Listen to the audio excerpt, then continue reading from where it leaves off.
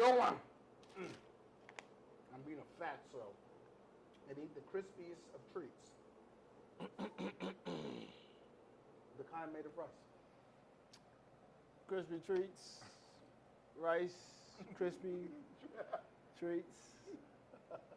They're amazing. That's a fact. Kellogg's, y'all knew y'all whoever the guy say, hey, throw the marshmallows in them cereals. And that cereal with no taste, if we throw the marshmallows in it, I bet you it'd go crazy. Bro. No one believes him. I feel like no one believed him when he said it. Well, here's the thing, though. Too. They used to have the Rice Krispie Treat cereal. Sir! If there's Oh, my bad. I did not mean it. I did not. If this said, Daniel, you're president for the day. Hey, Kellogg's, I'm shutting the whole operation down. Go back in that vault. Find that, not the new. Not the frosted Rice Krispies. The Rice Krispie treat. The Rice Krispie treat. And the older ones, because I don't know, I'm sure you know, I'm really into cereal. Like, unreasonably into cereal. Okay? It's 100% a problem. Okay? So, like, legitimate problem. Okay? So, the end of Rice Krispie treat cereal, before they discontinued it, they started to give you the one where it was individual Rice Krispies, and it just had a little bit of whatchamacallit. The ones beforehand, where you would pour out the box, and you get a chunk of one like this big. Bro. Oh, God. That was the dream, Mike. Oh, my God. I used to be over here like, knowing good and well I should break this down. I'm like, no. This whole thing. Come here. I would pay the finest of Andrew Jackson. Kellogg's. I'm just a bit. The crispiest. You hear me? The crispiest. I'm just a boy, but I will pay you good, hard-earned money for you to just drop it for a week. I bet you I'll buy enough of them you won't have to drop it again. You won't have to drop it again. Supermarket, sweep that daggone thing. Whoa! Right inside the what's name and racing to the daggone register. $100 to Rice Krispie treats. I'm like, hey guys, get him out of here. He knows too much. I uppercut you. I do.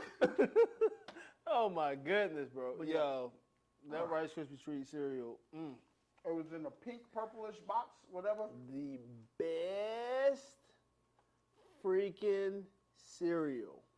Like, hands down. They were crazy. It was crazy when they dropped out. Man. When they took that away from us, I'm salty, Kellogg's. Where's y'all? I got to figure out where y'all factory at. Yeah. I know y'all giving factory tours. And I got to say something. Yeah. Battle Creek, Michigan. I want to see if you would have a Kellogg's. I will go to Battle Creek, Michigan, just for a Kellogg's store. He said, I will go to Battle Creek, Michigan, just to cut y'all out. For getting rid of that daggone Rice Krispie treat cereal. Where's Mr. Kellogg? Mr. Kellogg, we have to have a conversation. Oh my goodness. Anyway, now that we're off our tangent. That was crazy. I put way too much emotion towards some cereal. Look at here. You're passionate. What you passionate about? You're passionate about what you're passionate about. It's all right. Oh my God. It's all right. Oh man. I am chocolate. This is my boy, Chocolate. Thunder. Did you get that message? I see Thunder. I'm telling you, we gotta get Bishop Thunder. Bishop gonna have to be on the intros. Talking about some Thunder. Oh, that Mr. Chocolate, Thunder. Yo, that joke was hilarious, bro. Yeah. He got to be. Man. Oh, that was good. All right. We got a good one. It's this is one that's more so telling people about themselves, right? Somewhat. Yeah. Somewhat. Well, we here. Welcome to the Minimally Edited Cake Talk. Come on. Our podcast topic today is smart but lost. The burden of untapped potential. Mm-hmm. And so, I mean, yes and no. It's telling people about themselves, but not really. Yeah. I would say this is kind of like a caution flag. Like, hey, like don't waste. Oh, this is a disappointing. Like to me, I instantly felt disappointed because I knew a lot of people. Like, even me growing up in sports sometimes, or even in sports in general, people don't realize how much of life and or sports is purely a mental game. That's a fact. Being athletic is not the end all be all unless you have absolute freakish talents. But then even in that case, if you're an idiot, then you're just an idiot. Yeah. There's people. That's countless. Kobe Bryant. Countless idiots right now. That's what I'm saying. Like Kobe Bryant, he's probably in my top 3 of basketball players, right? Jason Kidd, Steph Curry, Kobe Bryant. Probably my all-time 3 favorite basketball players. Yeah, I got that. Jason Kidd being my longtime favorite, and Kobe being my second. Steph Curry becoming my new guys. Those 2 humans, Kobe Bryant and Jason Kidd, did not have any overtly amazing talents. They just worked harder than everybody else. Yeah. Obviously Kobe was athletic, and when Kobe first came in the league, he was booming on everybody. Yeah. But it wasn't crazy like how Derrick Rose was just freakishly dunking on everybody. Yeah. I was just about to say, it was like Kobe was athletic, but he wasn't like crazy athletic. He just moved so efficiently and outworked you. Yeah. He watched Jordan, and I'm going to study footwork so incredibly well that my feet just will move better than yours. Yeah. It wasn't like a natural born, my feet move better than yours. It was just like, I'm just going to keep drilling my footwork to where my feet now you think it's talent. It's just I just outworked you. Yep. That's all it was. Yep. I'm just going in. And that's when you hear people talk about Kobe, they don't talk about any freakish athlete. It's all mental stuff that they talk about Kobe. That's a fact. They don't say he had a crazy crossover. When you hear about Iverson, all you think about is a crossover, a thing that he did. Yep. When you hear about someone like Kobe Bryant, all you hear about is what his brain did. Yep. When you think about Mamba mentality. That's it. It's just brain. Yeah. When you think about Jason Kidd to me is one of the most underrated point guards in the history of the NBA. Dirk said in their title run, I've never seen a human who can control a basketball court without scoring a point. That's what Dirk said. Dude controls the game, he doesn't score a point. Yep. When he made it on that Redeem team, or was it the Redeem team, his last gold medal, he was starting on the floor with Dwight. He was starting on a roster that had Chris Bosh, Dwight Howard, Dwayne Wade, LeBron James, Kobe Bryant. Who else was on that team? I had their poster in my room. Long story short, he was on there. What's the old dude that played for the Nets? Deron Williams. Yeah. He started on that team. He was slower than everybody else. That's a fact. He didn't jump as high as anyone else. That's a fact. He shot moderately well, but shooting came on the back end of his career. But his shot wasn't. Jason Kidd was mentally smarter than everybody else on the court. Yep. And so he got a starting position. And Coach K and those guys said, because I think that was Coach K and Boeheim coached that team. They say he's just another coach on the court. That's what I was about to say that. He was just like, if I need someone to get these guys to do what I want them to do, Jason Kidd's the man to make them do what they want to do. Yeah. A guy who's going to come and he's going to average 5 points, a steal and a half, 5 or 6 rebounds on that team, and then play some solid defense, and that's it. Yep. All of the other point guards are much more athletic. So I say that to say people who don't master their mind, you're doomed to fail. Facts. Like, there's people that I go like, oh, that guy, like, I was really, really fast, right? Ran a 4.2 in my early 20s, teen years. I was all about speed. I even jumped pretty high, 37-inch vertical. First time I dunked the ball, well, I caught my first oop going into freshman year, and I dunked the first ball by myself. And it was luck. I'm not gonna make it seem like it was skill. I flushed my first one in like 10th grade or something like that. Again, I always say it was Jason Kidd-esque. That's the human I wanted to be like when I played basketball. I can't flush it. I can just put it in the rim. I can gently you're gonna see me take a basketball, put it in the rim, and touch the rim. Oh, he dunked. Yeah. I see myself being people who are much better than me. They just mentally couldn't stay in the game. Yeah. They mentally couldn't hack it. Yep. Even with basketball, as a freshman, I got to play with the upperclassmen in basketball because I wasn't trying to show them that I was bigger, faster, stronger than them because they were all bigger, faster, stronger than me. And I accepted that. I realized that if I can play some defense, score on some hustle plays, and just use my brain instead of the other freshmen, the upperclassmen are going to let me play. They're going to need someone to go, hey, D-Grade, come over here. Yeah. And they'll allow me to play. But so many people, because you're not mentally tough, you suck. Yeah. You really suck. Yeah. Yeah. Wardell Stephen Curry is a better basketball player than Russell Westbrook because he uses his mind better. Yep. What's up, boss man? How you doing? Good. I'm doing well. What can I help you with? I don't know, man. What we got? That's what we got right here. This is, Okay. let's see, give me 1 second. All right.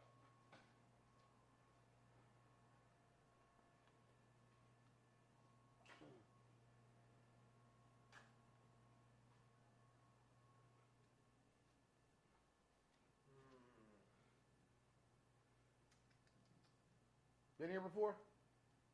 Been a while. All right. Top selling thing in the building is that strawberry shortcake. I don't have any, but I can make you some out of the OG. Oreo's number 2. That's my personal favorite. Reese's is number 3. Okay. OG. So, can we get the strawberry shortcake? We can do that. No problem. Cool. That'd be awesome. Thank you. And then, I'll give you some time. I'll fix this. Okay. What do you think of it, boss?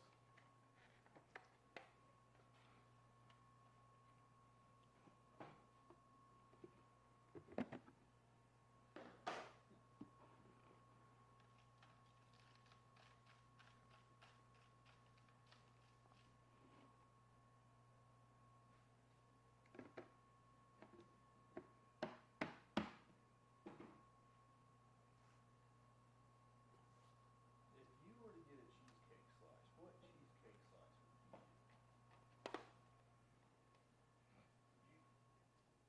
would you get? An Oreo? Would you get a Reese's? Would you get an OG? Would you get a turtle? All right. Well, that's what we're getting. Absolutely. All right. We'll see you here in a minute.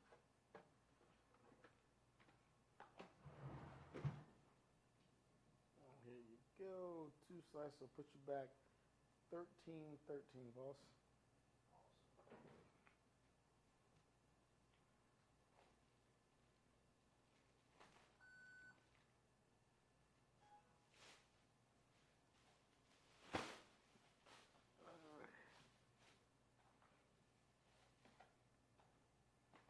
Thank you so much. Absolutely. You have a good night, boss.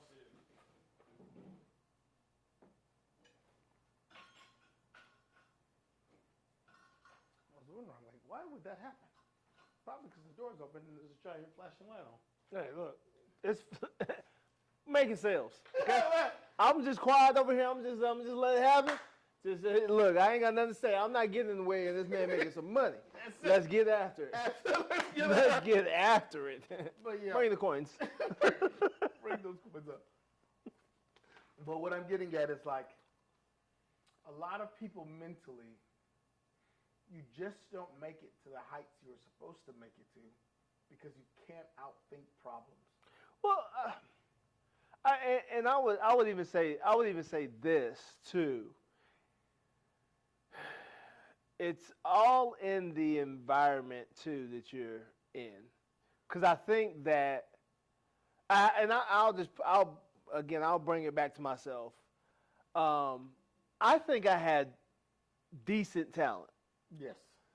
and I think if I would have had the right ground to grow in, Yes. I probably would have went a little further. My just case in point, love my dad. He,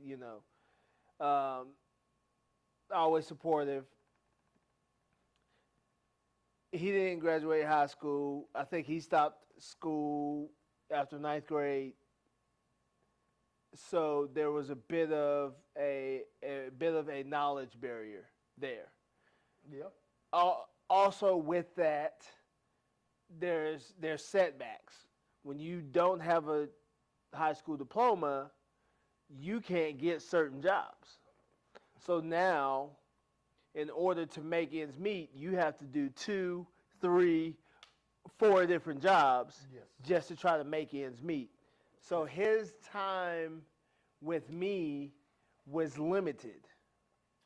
Out of necessity. Out of necessity. Out of necessity. Yes. My mom, high school diploma at the time. She is since then graduated college, got a master's, Rosh, shout and out she's Bondu. she's killing the game. Shout out to the Dukes. Yeah, but she's a mother. Exactly. She's like, I'm a rah cheer you on. At the same time, I don't know anything about For sure. training. I don't know anything about that. I remember, I never forget it. I was maybe 9 years old, 8, 9 years old. They signed me up for football for the first time, And then my dad was like, told my older brothers, hey, you need to get out there and work out with them and stuff like that. We went running one time. And the one time we went running, a dog came chasing after me.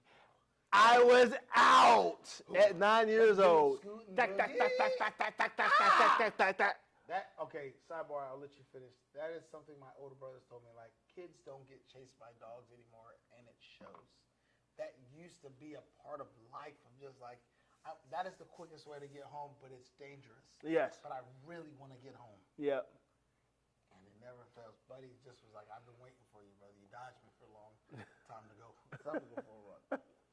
I can't tell you how many dogs I've been chased by. I've never been caught, but boy, have I been chased. Oh, boy. So, you know what I'm saying? Like, for sure. And I think about it too. Like at that time when I was that age, never played sports ever. I was just running whatever. If from that moment I had started to intentionally train, yes, would I have been in a different situation? Would my mindset have changed? Because then, after a while, I got tired of playing football for the simple fact that my team sucked. Mm-hmm. So I could outrun 5, but I couldn't outrun that 6. Like they just surrounded me, Yeah. So I couldn't outrun that 6. Yeah. And so I got tired of it. And nobody was there to explain to me, hey, look, you keep working.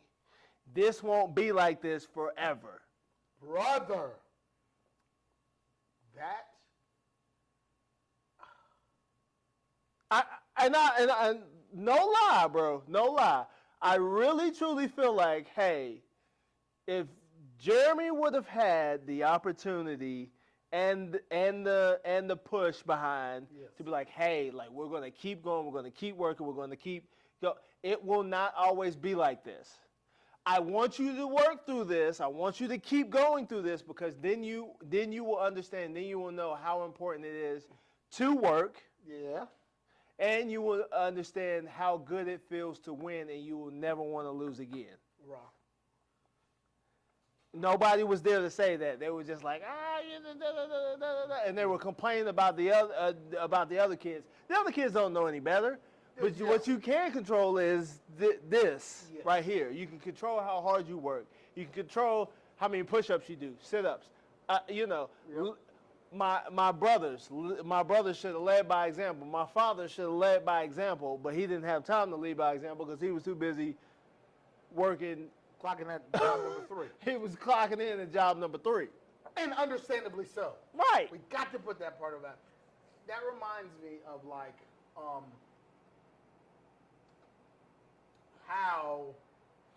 so when I was going into freshman year, I played soccer, a lot of soccer. I was pretty good at the whole soccer thing. Going into my freshman, I think my first letter came in my freshman year, or going into my freshman year. Yes, going into my freshman year. It was called, the organization was called the Sports Ambassadors Program. And it was to go train to be on the USA soccer team and play in an international soccer tournament in Holland. I was asked to go play. No one told me, because it's not like it is today, that in high school is when people start to notice and discover you for sports. No one told me that. Right.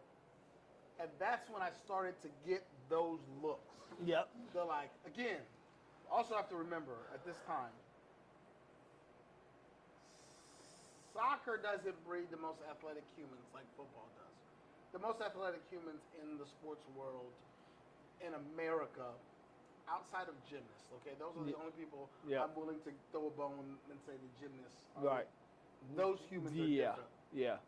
So minus gymnasts, I honestly, I feel like I can still make a case for football, but gymnasts and football players, those are the humans at the precipice of their bodies. Facts. For the most part. I don't want to get into it. But soccer didn't have that many athletes. Right. I was one of those athletes on the soccer field. Yeah. I got asked to play for the international soccer, to go to Atlanta, train, and play for the USA soccer team. Mm-hmm. I quit soccer. I want to go wrestle. That's what everybody else does. I want to go fight. And so then I leave soccer. Keep talking. I got a story after this for that. And so I quit soccer and I go wrestle. And it's funny because even when I quit soccer, I realized how much time I had on my hands. Now, not to say that my middle school conference championship mattered anything, but me and the guys on my soccer team won a soccer championship in middle school, and all of those guys, the captains of the middle school team, all went to play on the high school team, and they all made the varsity squad. Me, I was like, guys, I quit soccer. I'm going to go wrestle. Right. And all the kids were like, Daniel, wait, what? Come on, like, you know you're that guy. Come back on the soccer field and play. And I was like, no, and I remember I quit. And no one told me that, like, I shouldn't have quit. But then I realized how much time I had lost. I still kept practicing because when you get that good at something, you're doing it a lot. Mm-hmm. At 12 or 13, or at 14 years old, I was probably doing 20 hours a week of practicing of soccer. That's all I did. And so I remember the JV squad came because once I said I was quitting because I was training for wrestling because I trained some in middle school, but I wanted to really engulf myself in learning how to do the thing. I remember even the JV guys were like, come out. I didn't go to any tryouts. I didn't go to anything. JV guys were like, Daniel, just show up and play one time. I'm like, dude, guys, I quit. I got to train wrestling. And they're like, Daniel, we suck. Can you just show up one time? And I show up for the JV squad. I start scoring goals. I'm not a goal scorer. If I'm scoring goals on a soccer field, you guys suck bad. I'm a defender. If I'm scoring goals, you absolutely are awful at the game of soccer. When I'm playing people who are of my skill level. I'm supposed to score 1 or 2 goals a season. I'm supposed to get a header in, or I'm supposed to come from the back, make a good play. 1 or 2 of those a year out of a 12-game season, a successful season. I shut a whole bunch of people down. I got my measly goal, 2 goals. I'm okay with that. That's essentially how my soccer career was. Right. When playing with people. Even the varsity coaches were like, who is that kid? And all the guys on my team were like, that's Daniel. That's the other guy we were telling you that's really, really good. And then I remember the coaches were like, Daniel, you want to come play varsity? I was like, nah, I just wrestle. I don't go to practices. I just show up and play every now and then. And boom. And I do that. And I'm scoring hat tricks. I'm like really running through. Because I'm so much, I'm no shade and not to like toot my own horn. The JV guys were it just was a different ball game. I played a lot faster. I was a lot faster, more athletic than these kids. It wasn't where I should have been playing. And it got to the point where the coaches were like, hey, look, you're going to play varsity. We're not going to leave you with this talent and just playing on JV randomly. But I was not going to practice. I wasn't practicing. I was on the team, I guess. But when I tell you I literally only showed up on games, I did not touch.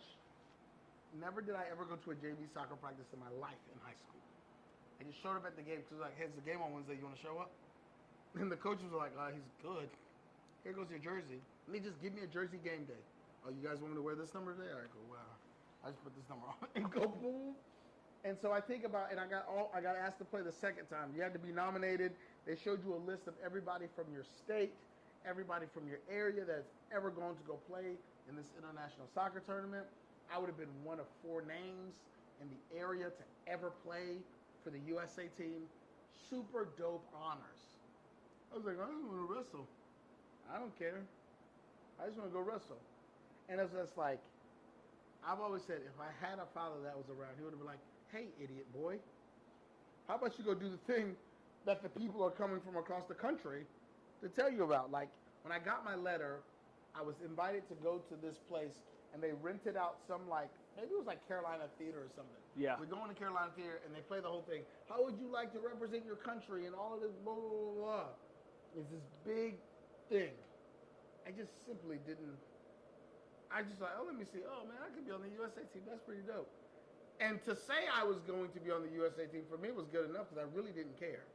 Until after my sophomore, or after my freshman year, I think I got invited to it again. And I was just like, I'm not going to go play because I want to wrestle. And then I remember sitting down with myself like, Daniel, you really don't have anything to do with your life. Go back on the soccer field. And then I went back and played varsity soccer from sophomore year all up to varsity.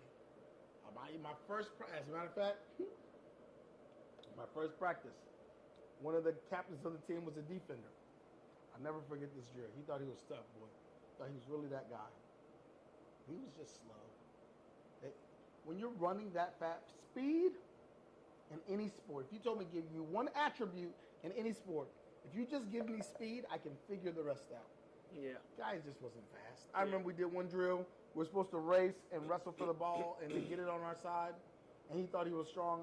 I got up so fast and he came, and I just dropped him. Bow! I looked at him like, and he hated me. Yeah, he was like, oh my God. But all right, outside of my glory days of 10th grade soccer, like having that father figure or someone to tell you, hey, Daniel, everything you've done up to soccer is really child's play for the most part.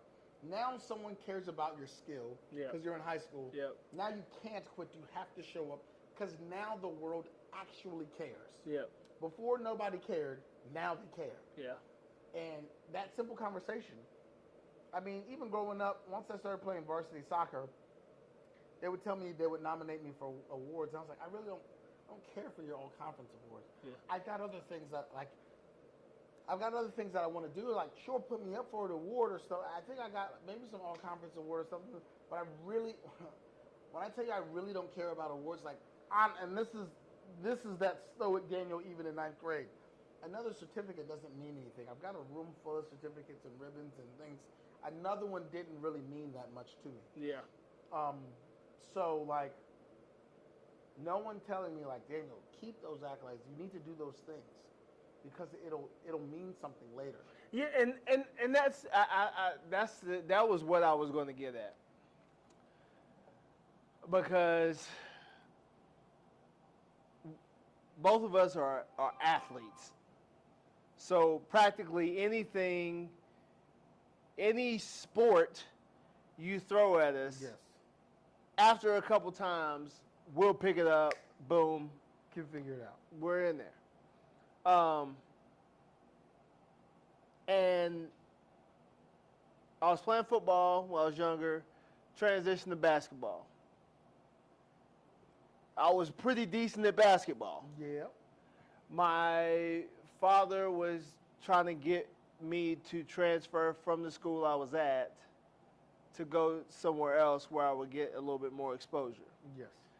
I didn't want to do it. No, my friends were over here. Yep. Okay. We've said it time and time again. If you are under the age of 25, you're practically an idiot. Okay? Yes. Regardless of what you think, I don't care if you got a 4.0 in high school. That truly doesn't matter. Because it matters, don't get me wrong. Yes. Go for it. But it doesn't matter when you're talking about overall life. Because like you were talking about, going and playing for the U.S. team or representing your country, that sets up so much potential. For sure. Like, even if you don't like keep playing, you could have literally flipped that thing and been like, I play on the U.S. national soccer team. You've got people lined up to come get coached by you. You've got so many jobs lined up for just for the fact that you played for the national team. Yes. And I don't think, like, for me, like, I didn't have that. Like, people who understood this is just this, Yes. but it leads to all of this. Yes. And use this for what it is, but you gotta think long term. You have to think 5-10 years down the road. I saw this one clip the other day, and it was talking about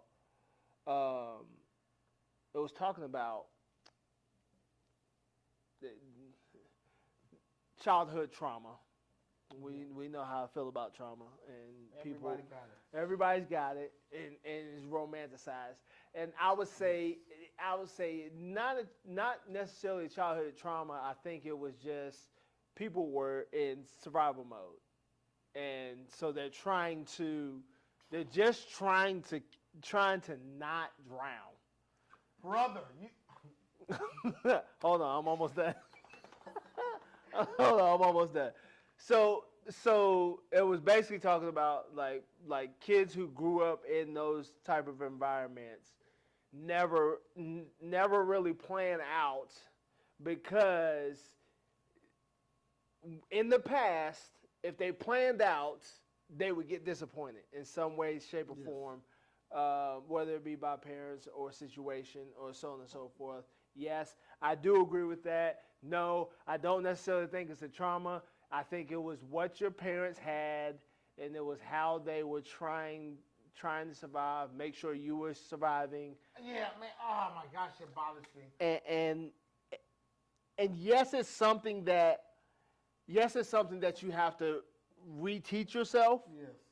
Because I was talking about that with my wife, and I was like, yeah, that's kind of where we are. Because we think about it now. Before we had our son, we didn't do a whole lot of anything, and that was all because we were trying to catch up and trying to do all this stuff, save money, so on and so forth. And then once we got him, we realized, oh crap, we have no time. We have zero time. It's gone. It's gone. We should have been doing so much more with when we had time. Yes. And so I'm going into that to basically come back to, if you don't have someone who's knowledgeable, and you don't have someone who understands the landscape or put in the time to understand the landscape of the world, and I'm not the most knowledgeable at all, not even going to remotely say that, but I do understand for my son when he gets to that point, I am definitely going to push him in so many directions, whether he likes it or not. Yeah. If he shows potential here, I'm going to be like, hey, you look. Yeah, what he's saying is going to make him do things he doesn't want to do. That's a fact. I had the conversation with people. I was like, Dallas would play sports for no other reason because I said so. Yep. My dad was like, hey, you need to transfer out. You shouldn't have even said anything. It should have just been like, hey, you're over here now. Like, there's no question. Yes. Oh, by the way, your friends, no. You'll see them on the weekends. Yeah, we'll figure that out. But you're doing this. That, and at one point I wanted to also mention, if any young kid ever watches this,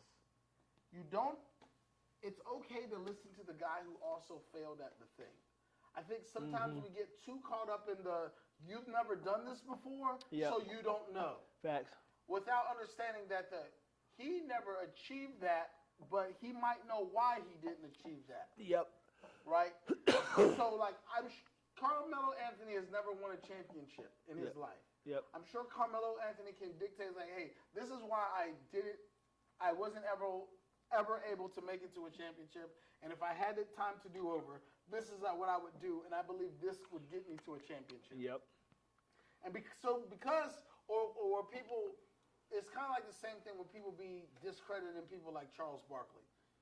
You don't know what it takes to win because you never won, and this, that, and the third, and it goes like, look, man, he also knows because he lost, he knows the things that he did wrong that he would correct that would make a champion or make you reach those pinnacles. Yeah. So it's not just the guy who's done it. I hate if there's one excuse, you never done it before, so you don't know. It goes, no, idiot, I tried it. I didn't accomplish it for these reasons, and that's why I know you need to do that, because that's the same stupid thing I did, and now here you are talking to me this way. Facts. So that's one thing I've always... And I would even say this. For that same reason, too, when you're talking about that era, that NBA era, Jordan just didn't let people win. So you're talking about an anomaly right here. Yes. Like this man, something happened after that failed year in high school, and the switch just turned on to where he was out for blood forever. Forever. Like from that moment forward, everything was I'm offended by that. I'll never feel that level of embarrassment again. Okay, one thing that I try to channel, I'm not going to hold you. One of my favorite qualities of the Kobe Bryants of the world and the Michael Jordans of the world is their ability to use anything as fuel and don't take it personal, that I'm 100% going to take it personal, and now I have to crush you because of it. Because you hurt me, and I must hurt you back over and over forever. Your kids must know I'm better than you. Everybody has to know. If there's one thing that I've done where I just go, oh my gosh, I can't, there's so many times where I'll go like, they think I suck. There's no way, Daniel, you're not good enough. They just told you that. Listen here, I just lost. I missed it because I didn't get a good bounce that shot, okay? I'm pissed. The world thinks I'm awful now, okay? They're all saying I'm bad at whatever it is that I'm doing. And so now I'm fueling, and people don't know why I'm just like, fucking suck. Like, I'm just so upset. And they're just like, what are you doing, bro? It's not that deep. But, oh my gosh, that's one of my favorite things where you hear people talk about, like, well, we said this to Kobe Bryant. It's just like, wait, what? You said what? Or DeMar DeRozan, like, I didn't wear Kobe's shoes when I played him. And Kobe was like, you didn't wear my shoes? As if this grown man doesn't have the ability to wear whatever shoes he wants to wear. Kobe Bryant took an immediate offense. Oh, you're trying to slight me by not wearing my shoes? Fine, 40 points for you. 40 points. That's a grown man. 40 for you, 40 for you, 40 for you. He wore another pair of shoes, my guy. Yeah. He's an adult. He's allowed to wear whatever shoes he wants to wear. Absolutely not. Oh, you gonna play me? You're not gonna wear my shoes? Absolutely not. Okay, cool. You gonna catch this 40? It's your fault. Kobe's offended because the grown man didn't wear shoes. So now the whole week, everyone for the whole week. Oh my God. Okay, and you're back to back. He's got to get you. Okay? Yeah, and look, but I loved it. yeah. I I mean, love that. I think the ability. I mean, hopefully this is sacrilegious, but the ability for them to turn water into wine, okay? That's what that is. It's like, are you wearing blue shoestrings today? Yeah. You're going to catch it. Yeah. You're absolutely. Why did you wake up and wear blue shoes? I have to. Did it be something like he said something 3 years ago that he said XYZ about Kobe? Who knew that? Why did that offend you? He was a child. I love it. That's great. Oh my goodness, But bro. yes, That's hilarious. Okay, and I don't know what your next question is, but I'm going to say this. I know this has to come in there somewhere. A lot of you guys, or a lot of you individuals' inability to listen is why your potential was never tapped. That's a fact. For whatever reason, you thought that you were so smart Yeah. that, like, I got a homeboy who's telling me about selling desserts.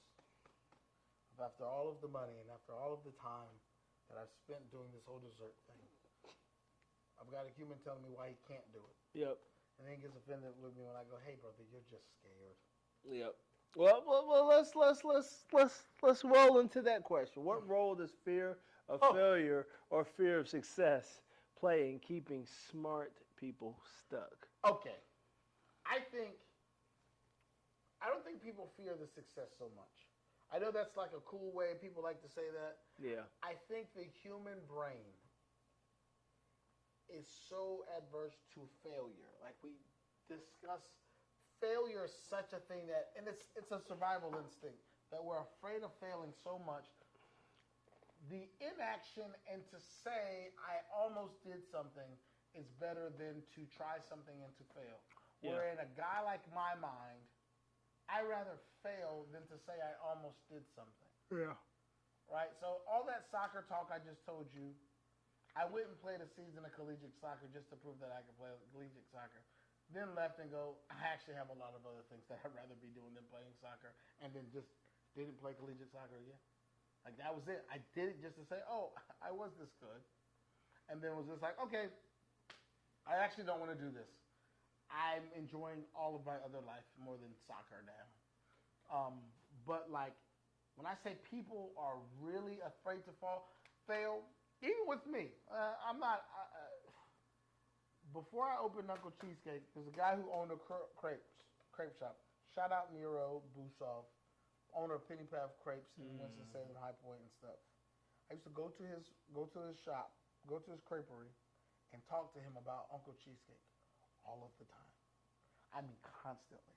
To the point he was like, "Hey, Daniel, I'm done talking to you about it. Are you gonna open it up or not? Man, I'm gonna do that." And he's just like, don't talk to me about it.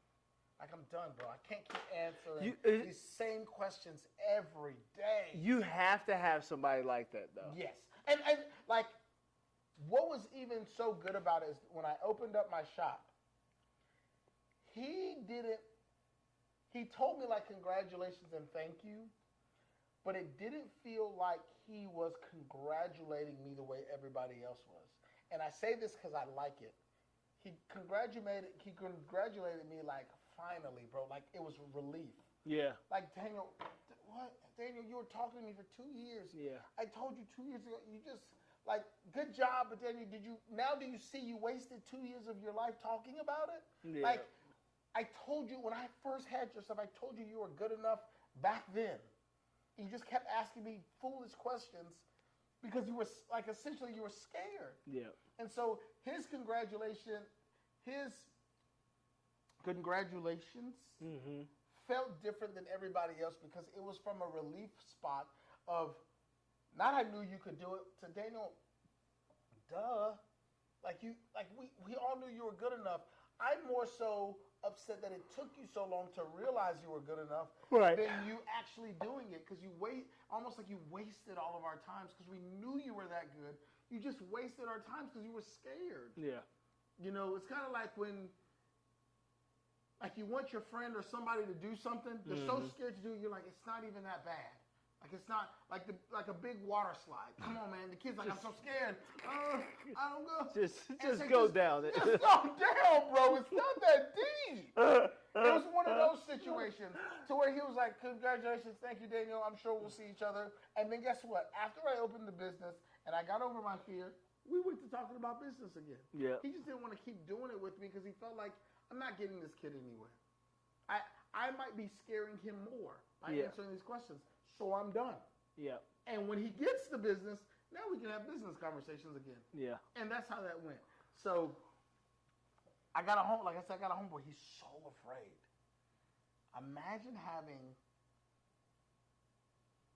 thousands of dollars in reserve after you pay all of your necessary expenses and saying that you can't go sell some desserts. I think that's crazy. Yeah. And so Yeah. people and their fear is crazy. And it's weird because, for the most part, I'm not a highly emotional guy. I'm not neurotic at all. Really stoic. But it's funny because I have my times where I'm actually afraid. And then I'll be afraid, like opening up a cheesecake shop.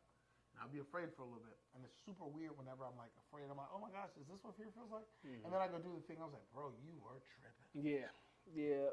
So I think fear is so big into people's minds. I always use the saying for myself that failure and not trying have the same exact result. Yeah. So you might as well just give it a shot. Just try.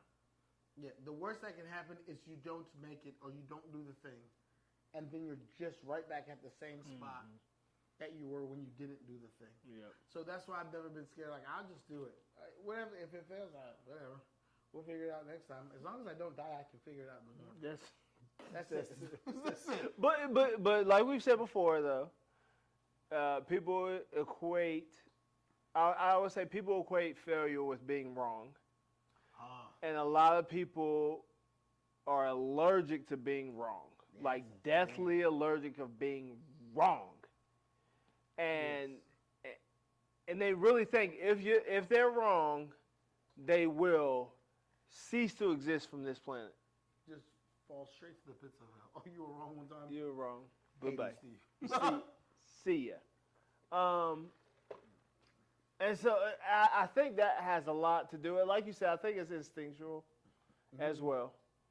I think it's instinctual. People are afraid to be wrong because in the past, if you were wrong, the saber-tooth tiger was coming to get you. Saber-tooth. It's not. Or lion, or what have you, whatever predator that was bigger and more ferocious than humans. If you were wrong, that was the last time you was going to be wrong. So I get it, but we are especially safe right now. Yeah, I haven't been more safe in my life. Dude, we are especially safe right now, which is crazy to say, you know. But I think that's the, like, people don't understand that side of things. It's like, you know, just try. Just give it a shot. Just give it a shot. If it don't work out, it don't work out. Keep moving. That's it. And well, they're still hiring they're still hiring down at the Walmarts. That's a fact. They're still hiring down at the Walmarts. Walmarts, McDonald's. Oh yeah, the McDonald's, they're still hiring over there. They're hiring. It's not that deep. Failure isn't that deep. No. So let's see. Let's take it to the fifth question. We'll be done. Okay. What practical steps can help someone turn intelligence into impact without being paralyzed by overthinking or fear? Or just doing it. Like, it's such a simple thing. Just do it and fail. There's only two choices. either you suck and fail, or you do well. That is it. And everything I've done for the most part, you either suck, okay, and it doesn't go your way, or you do decent. And then you can make your decision from there. Yeah. But you can never make your decision if you don't make a decision. Like, there's so many times in like war and strategizing battles and things of like, Marine Corps says semper gumby, excuse me, always flexible. The gentleman who continues to make decisions, the guys who, so many wars were won because somebody made a decision fast. Yep. He made a decision and he made it fast. Yep. And when something came up, he made a decision and then he acted on it. It was an informed decision, but he made the decision and then he just did the thing. Yep. And if he failed at the thing, he had a backup plan to rectify his failure. Yep. And so making that decision, we'll have it with me. We'll have another honest moment. My strategic plan 2 years ago. Turns out my strategic plan 2 years ago was the bomb.com. Yeah. Fantastic. Yep. My inability to act on the strategic plan that I use with my informed decisions made it mediocre at best. I called it a failure. Yeah. Second year, back when we were talking about that in survive mode and thrive mode, brother, you heard me here, boy, I was going through it, okay? I was going through it. When I finally made that decision to like, okay, Daniel, you can't suck forever, bro. Yeah. And I always say suck. Maybe I'm really aggressive with myself for no reason. I'll be the first one to be like, Daniel, you are not good at this. Be better right now. Okay? And so when I decided to stop sucking and to actually follow through with the plan that I created, I'm like, oh my gosh, I'm selling out classes. It's almost like I thought about this thing. And I felt so upset with myself because it was just like, because I was scared that I had to spend $20 in advertising dollars. Yep. I can't do this. And now I got like, oh man, there's only one kid in my class. Okay. Or there's only one or two kids in my class. No one knew it existed, Daniel. You threw up one crappy Facebook post. Yep. Didn't even boost the one crappy one you did. Yep. And then when it performed crappy, you go, man, this is too hard. Yep. And then when I go, okay, Daniel, here we go.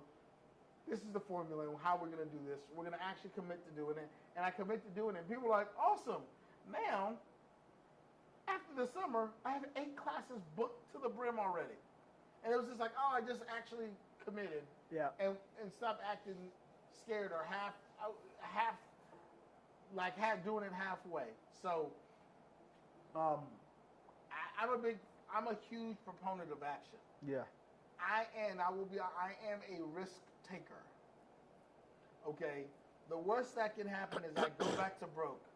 I still love creamy chicken ramen noodles. I never stop eating them. They're still delicious. Okay? Even with being all my culinary genius, those 20-cent creamy chicken ramen noodles can still be eaten at any time with the largest. It's not even a smile, it's a grin. That's a fact. So because I've been poor, I'm like, I made it through that. It's whatever.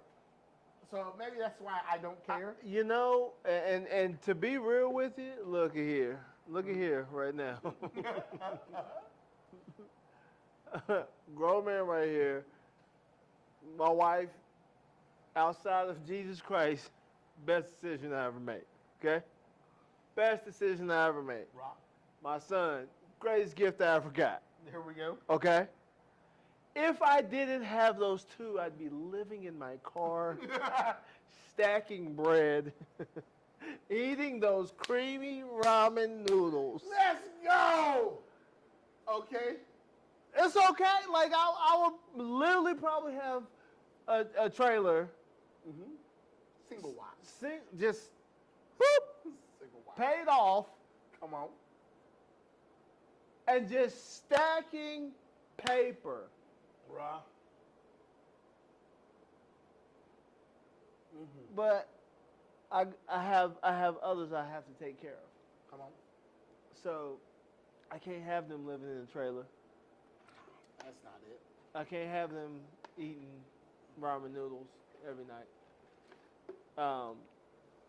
Contrary to popular belief. Yeah, now it's like them creamy chickens. She Yeah. like, Daddy, these noodles are good. I'm like, Yeah. I stay with 3 packs. I can pull out 3 packs from me. I made sure I never forgot. Hey, brother, you used to be dead broke. I want you. There's a physical reminder in there in that yellow creamy chicken packet that I make sure I take down about 1 a month at least, so you can taste it. Don't forget. Taste it. Aerate the pot.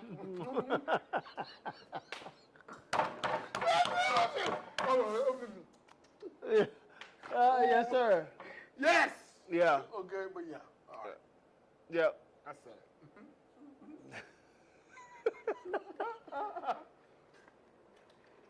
Oh my God. Look, but it's serious though. It's serious. For sure. Because you think about life, and at any moment life could just go, just flip upside down. You have to be, like you said, flexible, Yes. adaptable. Yes. One of the terms that I learned a few years ago, VUCA, which was volatility, uncertainty, complexity, ambiguity. You know, volatility is unpredictability. You know, Yep. Uncertainty, lack of clarity. That's just saying lack of clarity. Yep. Like you don't know what's coming up. Yeah. You know, complexity. What is it going to take to solve this problem? Yes. You know, ambiguity. Another lack of clarity, unclear, even conflicting information. And so I learned about that whole thing, VUCA. It was funny because I went over to Israel in February of 2020. In March of 2020, the world shut down. And so I was literally in real time trying to activate this whole thing. It was crazy, bro. It was insane. I was like, yo, what is this? What is this, bro? Again, like I said, I never forget being inside the gym and not hearing one treadmill going. It was insane. It was insane. There was also another time when I didn't use my time wisely. Yeah. If there's one thing that I want to make sure that my son does not get from me is procrastination and Inability to make a decision. inability to make a decision. Because as a guy who was there, Jeremy's been brilliant since I've known him. Now, being brilliant is not enough. No. It's not. Without even these idiots, especially in the current day and age that we live, idiots are doing very well for themselves because they'll simply make a decision and they'll put a camera on to be an idiot. They just make the decision to just put the camera on and I'm going to do it. Yep. Whatever. The decision just to do it Yep. has made a lot of people in our current climate a lot of money. That's a fact. That is a fact.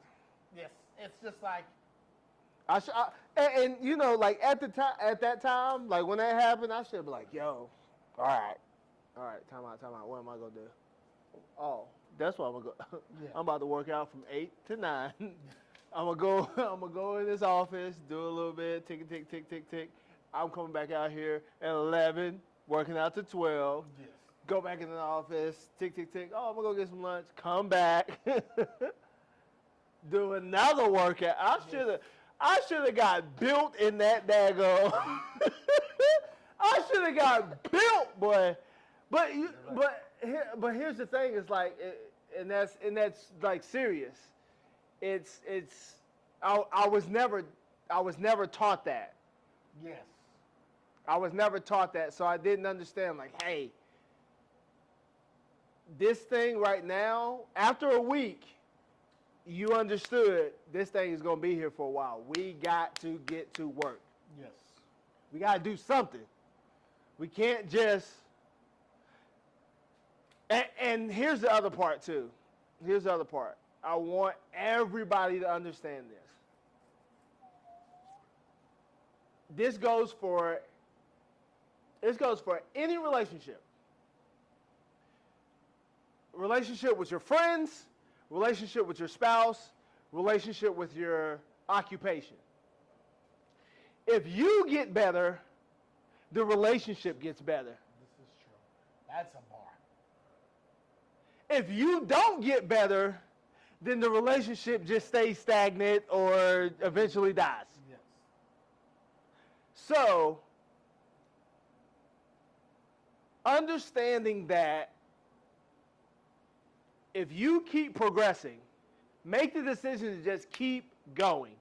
No matter what, I'm going to make an improvement on myself. One thing a year. Yes. If you just do one thing a year, at the end of 10 years, you've got a whole heck of a lot of skills that people are looking for, or a whole heck of a lot of education that people are looking for. Right. And you become one of the most desired people in the world if you just keep going. And that's what, again, that's what I failed at. Because I didn't have somebody behind me saying like, hey, you should go do this and get this and get this and get this. And also time management. Like, hey, again. That's the difficult thing for everybody on planet Earth. Well, this thing right here is it's a cage. It's a freaking cage. Tight. Yeah. You're either in the cage or you're out of the cage. That's a fact. So it's not a big. There's no way to make it a big cage. Either it's like, hey, we're about to desk scroll for this 30 minutes, or we're gonna be doing something else. Oh, that's a fact. That's it. That's a fact. You get in there, be in there laughing, just laughing at foolishness, bro. Laughing at foolishness. Like I think, on a serious note, we probably need to limit our dang on memes. 5. I send you 5. You send me 5. That's it. Because I know for a fact. I gotta watch it twice because I want to make sure I got everything the first time. I know for a fact that. I think I sent you like 10 to 12, bro. I was like, I'm like, God almighty, brother. I haven't been, because sometimes when I get my working mode, I really be having my phone down. I might be listening to some World War II knowledge, some type of book or something. And so now I'm like, okay, now I need to stop.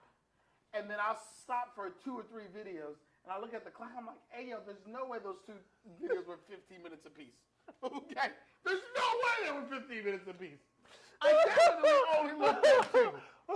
Or we need to set up time. Like, all right, you got from 10:30 to 11, and that's when the time you could be on Facebook, Instagram, any of the socials for scrolling purposes. Yeah. Any other time, if you like promoting and do that stuff, okay, all right, fine. But from 10:30 to 11, that's the only time you got. What I do to circumvent some of that, I will go on my prep table and I will write the tasks that I have to accomplish. Yeah. That's my best way of doing it. I think I didn't do it today, but I mentally did it. Usually I physically write it down. I knew I needed to make enough bread pudding. That's biblical, boy. What? Oh yeah. Write it down. Write the vision and make it plain. Come on. Come on. Come on. So I'll write it down and I will make sure I check them off before I start messing around. Yeah. Now, after I do that for the day, we can talk about, because for me, I actually have to make sure I stop playing 2 games. Your memes are decent now because I used to play this game called Clash Royale. It's such a fun game. Oh my gosh. Look, I have seen that game come across my screen a couple times. And I said, don't get it. Don't you do it. It's so fun, Clash Royale. It's so fun. It'd be funny. I had a kid that I trained, and he was like, are you good at it? I was like, I'll probably crush you in that game. He's like, nuh-uh. I was like, I'll do you dirty in that game. He played me. He was like, oh, man, but you probably pay to play. I go, I don't pay anything. He said, you're this good for free to play? I go, yes. He goes, that's crazy, Daniel. I go, I'm really good. I play this game way too much. That and AC-130 gunship. It was a new game I had to stop playing. I said, I do not need to be any more military guys killing all the bad guys. I'm done. So now, I'll go play Facebook pool Yeah. and Toon Blast because I'm on level 7,500 and something. I can't go. But I can do that in two. But the good thing about that, you got 5 lives. Yep. And it takes you 30 minutes to renew a life. So I can go through 5 lives, and they're like, you can't play anymore. You gonna pay for some lives? Nope. No. And I'll be good. So You won't get a dime out of me? not even a little bit. But also one quote in closing before we go, I wanted to say one of my favorite quotes. It's under my Instagram. It's why tiptoe through life to arrive safely at death. Mm. So when I'm thinking about not making a decision or indecision or being scared about doing something, I always go, why tiptoe through life to arrive safely at death? Yeah. Brother, you're gonna die. It's weird that I have those 100%. conversations with my mortality. I go, man, what happens if I died? I've not done all the things that I said I was going to do. It would have been a waste for me to get to this level. And this is where people go, Daniel, you're overthinking it. You've done enough. But this is how I keep myself going. If you quit if it all stopped right now, you were never good enough. And that kills me in my brain to be like, I wasn't good enough. Yeah. I can't deal with that. Yeah. You made me. Bro, you just threw me down the damn tunnel, boy. I always go biblical, and I was like, yo, I do not want to get to the end of this thing and then be like, depart from me, I never knew you.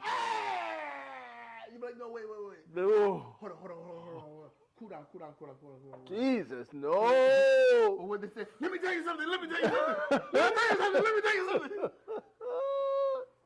And so, yeah, man. You sitting there debating with listen, Jesus, listen. Listen, Jesus, listen. Hold on. Let